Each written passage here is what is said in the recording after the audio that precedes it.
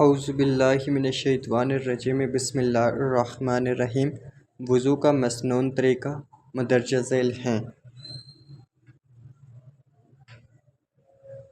جب وضو کرنے کا ارادہ ہو تو وضو کی نیت کریں کہ میں پاکی حاصل کرنے اور اللہ تعالیٰ کی رضا اور ثواب کے لیے وضو کرتا ہوں، اور اونچی جگہ بیٹھیں اور بسم اللہ الرحمن الرحیم پڑھنے کے بعد دونوں ہاتھ گٹھوں تک 3 دفعہ دھوئیں۔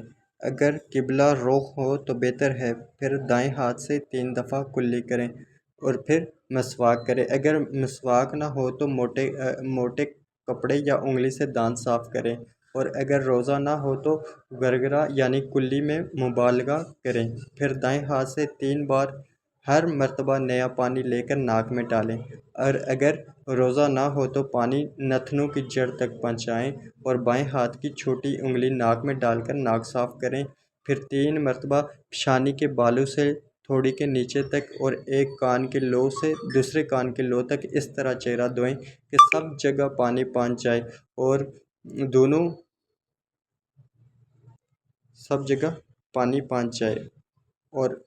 اور دونوں ابروں اور مونچھوں کے نیچے بھی پانی پہنچ جائے۔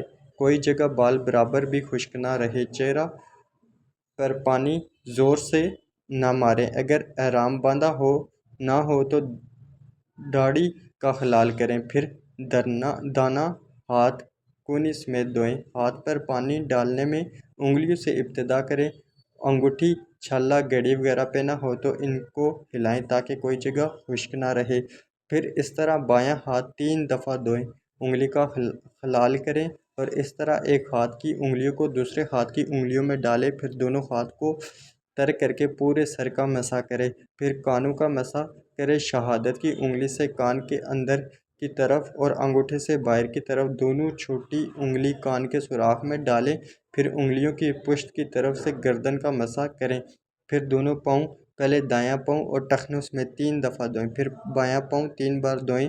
پاؤں دھوتے وقت پاؤں کی انگلیوں کا خلال کریں، اس طرح کہ بائیں ہاتھ کی چھوٹی انگلی سے دانے پاؤں کی چھنگلی سے اور انگوٹھے تک، پھر بائیں پاؤں کے انگوٹھے سے شروع کریں اور چھنگلی پر ختم کریں، اور ہر عضو کو دھوتے ہوئے بسم اللہ اور کلمہ درود شریف بھی پڑھ لیا کریں۔ اگر وضو سے کچھ پانی بچ جائے تو وہ کھڑے ہو کر قبلے کی سمت کی طرف رخ کر کے پی لیں، اور اس کے بعد نبی صلی اللہ علیہ وآلہ وسلم نے فرمایا جو شخص وضو کرنے کے بعد 1 دفعہ پڑھ لے اشہد ان لا الہ الا اللہ وحدہ لا شریک لہ واشہد ان محمدا عبدہ ورسولہ، تو جنت کے 8 دروازے اس کے لیے کھول دیے جاتے ہیں، جس دروازے سے چاہے وہ داخل ہو جائے۔ میں گواہی دیتا ہوں کہ اللہ کے سوا کوئی معبود نہیں اور محمد صلی اللہ علیہ وآلہ وسلم اس کے بندے اور اس کے رسول ہیں۔